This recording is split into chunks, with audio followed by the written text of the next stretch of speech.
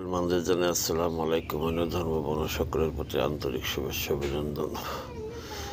রাত থেকে আমার প্রচণ্ড জ্বর, সবাই দোয়া করবেন আল্লাহ যেন হেফাজত রাখে।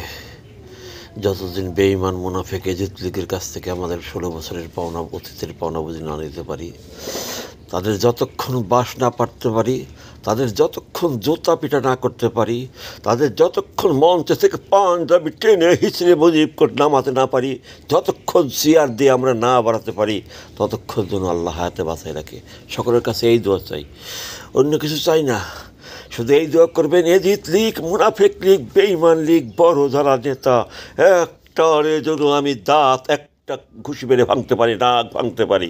সকলে এই দোয়াটা করবেন, সকলের কাছে এই দোয়া চাই। সাথীদের নিয়ে যারা দুর্দিনে আমরা ছিলাম, যে কোনো মুনাফিক বেঈমান এজিদ লীগকে যেন বাঁশ মেরে মঞ্চ থেকে পাঞ্জাবি টেনে ছিঁড়ে নাকে ঘুষি মেরে কিল মেরে ওর গোষ্ঠী সুদের জন্য নামাতে পারি, সেই দোয়া করবেন। সকলের কাছে এই দোয়া চাই।